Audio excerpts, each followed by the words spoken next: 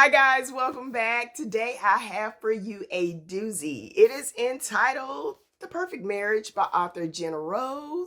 And I don't have anything good to say about this book other than the fact that the author got lucky. I read on Goodreads that it is being turned into a movie. And what I have to say about that is, although I did not enjoy reading this, I do believe that it would end up making a pretty decent movie. I'm trying to figure out where I should begin. I guess the best place would be to let you know what the story is about. So, in The Perfect Marriage, we meet a woman by the name of Sarah. And Sarah is a very successful defense attorney to the point where at the beginning of this story, I kind of like Sarah. I'm thinking she's successful, she's a woman, she's moved up the ranks in her career, and she is now a partner in her law firm. And on top of that, she got there the right way. She got there through hard work. However, as the story moves on, we start to see Sarah's not a very likable person. She's flipping people off throughout the story. She's got a nasty attitude.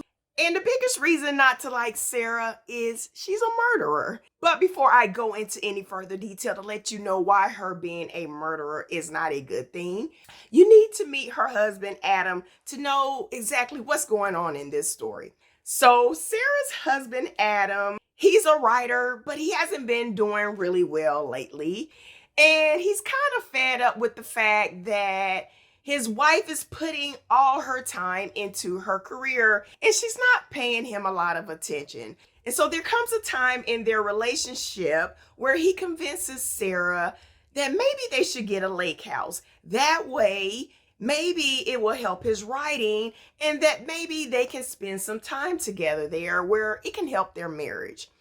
Unfortunately, Sarah doesn't end up finding the time to be at the lake house with her husband.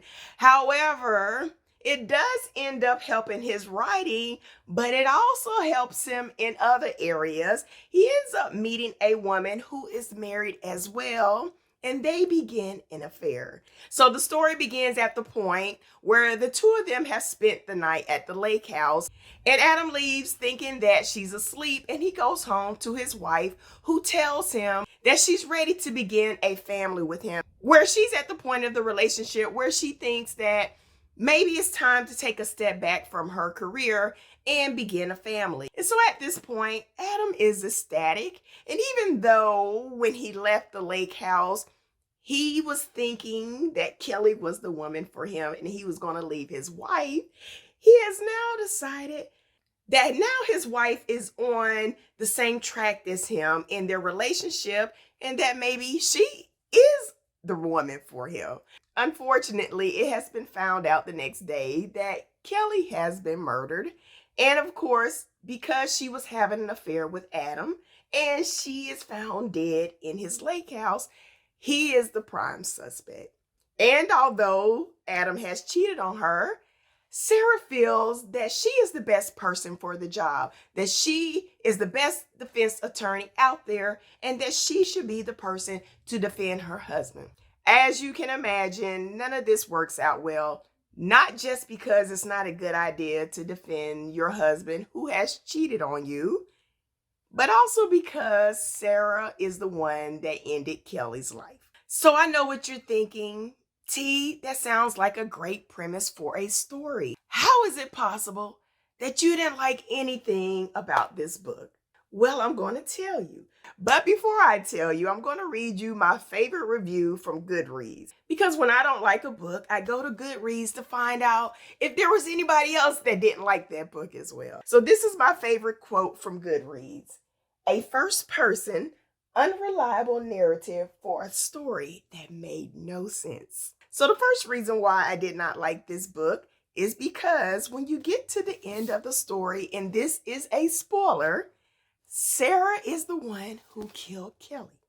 And that in itself is not a big deal. The problem is, as the review stated, this book is written in first person. So we get to hear the story from both Sarah's and Adam's perspective. Sarah is telling us her thoughts in everything that she is doing as it is happening in real life. And from what I understand from reading other reviews, this author was trying to do a Gone Girl. And I have never read Gone Girl, but from what I understand, in Gone Girl, the main character is the murderer. However, the story is mostly told from before she committed the murder. So, as an audience, it's easy to pull the wool over our eyes, and we don't know that the main character is the murderer. However, in this story, it is told in present tense. And Sarah is involved in all areas concerning trying to defend her husband. She is involved in the investigation. She is involved in the interrogation of other people that may have been involved in Kelly's death. However, she appears to be clueless as to what is going on. Before I get ahead of myself, the reason why she has killed her husband's mistress is not just based off of rage. It's also because she wants to set her husband up to take the fall for his mistress's death. So that being said, there are instances in this book where she actually helps the police find evidence that could help her husband. However, when it is revealed that she is the murderer, she comes up with some strange, flaky excuse as to how, if the sheriff had found certain evidence, it would have hurt her case.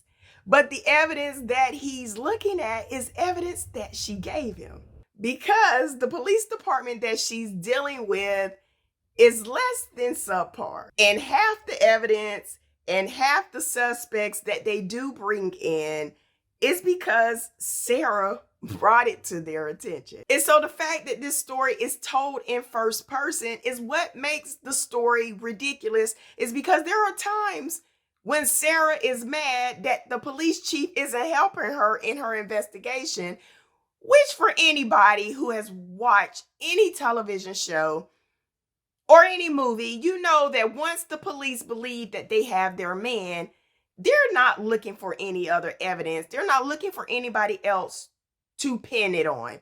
So in that respect, it's stupid because they're not supposed to be helping you. But also, why do you want them to help you if you're trying to set your husband up? That means you're not trying to give him a great defense. And that's not the only thing that makes this story ridiculous. Her husband is an idiot. The police force are idiots.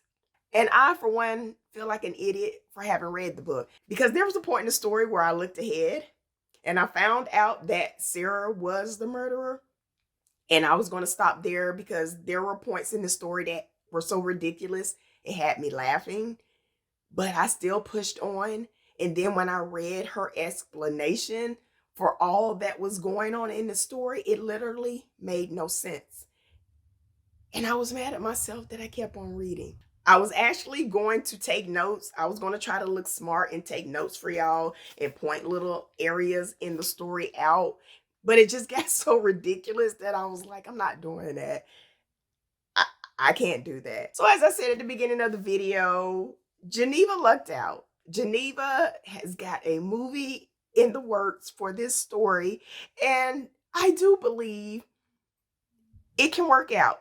I mean, you can't tell a movie from first person perspective, but then again, you can. You could have the narrator talking over the story. I hope they don't do that. But if they find someone who is a great screenplay writer, and I hope they do, then this has a chance in being a decent movie. But as far as being a book, this is a D book. You know those D movies where you're watching it and you're yelling at the screen and you're like, but that didn't make sense because that didn't happen. This book is a D book. This book is a D movie.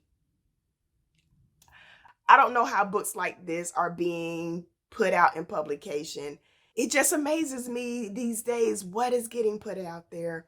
But evidently, this is what publishers want, and who am I to criticize that? But anyways, thank you guys again for sticking around. And until next time, you guys take care, stay safe, and try to do something nice for a stranger so we can all do our part to make this world a better place.